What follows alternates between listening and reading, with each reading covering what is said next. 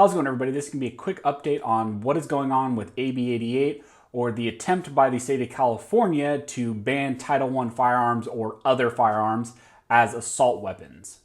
So real quick, before we jump into the video, I want to thank one of the supporters of the channel, USCCA. USCCA provides carry insurance for law-abiding citizens like me and you, just in case we ever have to use our firearms in a defensive situation. So if you would like to pick up some sort of carry insurance, I highly recommend USCCA, and I'll pin a comment down below as well as put a link to USCCA in the details. So as many of you are familiar and probably watched a recent video that I put out explaining all what is going on with AB 88, what exactly the language does in trying to define Title I firearms or the Franklin Armory Title I or other firearms as assault weapons by expanding the assault weapon definition in the state of California, as well as AB 88 also targets firearms precursor parts and attempts to push forward the deadline for licensing and the requirement to go through a licensed vendor for firearms precursor parts. So in the last video that I put out, I mentioned that the Assembly here in the state of California decided not to vote on this issue and instead kicked it to the Senate. And since then, I mentioned that essentially this would put it on a hold if the state of California did not take some sort of action, and it was probably unlikely that they would take any type of action, especially because the fiscal year for the state of California starts here pretty soon, actually tomorrow, being July 1st, 2020. Fiscal years start always July 1st and end June 30th. So it was unlikely that the state of California was going to be able to amend the language or change the language or whatever issue that the Assembly had with this specific bill, get it through Senate, get it approved through Senate, then send it back to the Assembly and get it approved through there. So as of yesterday, not only did we get confirmation that this issue, AB 88, is on hold before the Senate. Essentially, it says, if you look at the history of this bill, it says in Senate, held at desk. So right now, this issue is on hold. But also, we got confirmation yesterday that Governor Newsom actually signed and put into effect the new budget for this next calendar year, and AB 88 was not included on this physical budget. So as of right now, the ban on Title I firearms and this language in AB 88 and also the language that's going to push forward the firearms precursor requirement is on hold and is not in this year's physical bill. This issue is on hold.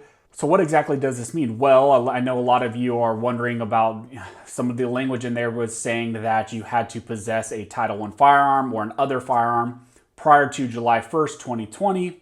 So what exactly does this mean now that it's on hold and that it's not included in the physical budget going forward for this year? Well, it means that more than likely what's going to happen is that the Senate is going to actually probably formally try to amend this bill. Whatever issue they had with the language, whether it was the firearms precursor language, maybe it was actually the assault weapons definition targeting Title I firearms or other firearms. It could be that. It could also involve some of the criminal justice reform is in there.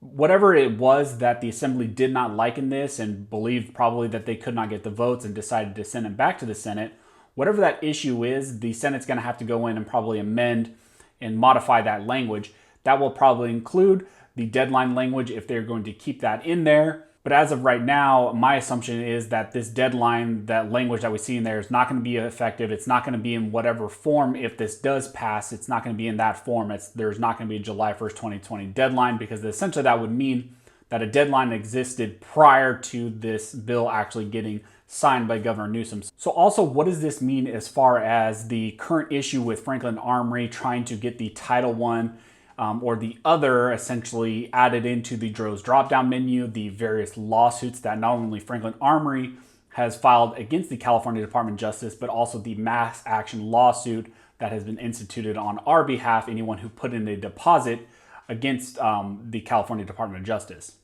So first, I want to say, as far as the mass action lawsuit, today will be the last day for you to put in a deposit to get into essentially that mass action lawsuit and have standing. So if you haven't done that yet, I'll put a link down the details to Franklin Armory and go ahead and put a deposit in with them. It is a $5 deposit. It is fully refundable depending on what happens with this. And I highly recommend you just go ahead and do that deposit. I've done a bunch of deposits just to show Franklin Armory support. So first, a lot of people have asked me whether this will affect the drop-down menu. Will it force the California Department of Justice to actually add the other into the DRO system? And no, just because the Assembly Bill 88 has been put on hold before the Senate, and because there's been discussion in the Senate and the Assembly about this, will not force the California Department of Justice to add that drop-down menu or add other to that drop-down menu. So this will have no impact on that. As far as what AB 88 and this kind of process that's played out, what effect will that have on the various lawsuits? It's unclear whether this will have a direct impact on those cases, but as I mentioned in prior videos, the action that the state of California took as far as trying to include the other, or specifically the Franklin Armory Title I into the expanded definition of an assault weapon signals what exactly their intention was all along, and actually goes to the California Department of Justice stalling mechanism and not incorporating that other into the drop-down menu. And so it could play into later litigation that will happen between Franklin Armory and the California Department of Justice, and also the mass action lawsuit. So really, I think this is a good thing, and I think a lot of the noise that we made got some of the state representatives, including the Senate representatives and Assembly representatives, to put a hold on this, really take a look at the language, and really look at what they're trying to do as far as policy in AB 88. Like I mentioned in all the other videos kind of covering this issue, the fight is not over. We need to continually be sending emails, contacting our local representatives, send them tweets, whatever really, send them something on Instagram, whatever you can.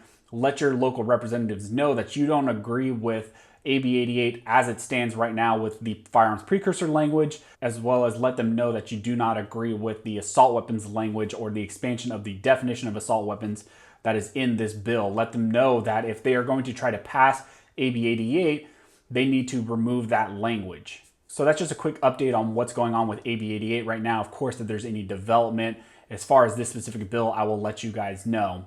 So as always, thank you guys for watching. Don't forget to like and subscribe. And never forget, a nation that draws a great distinction between its scholars and its warriors, while its laws are by cowards and its wars fought by fools.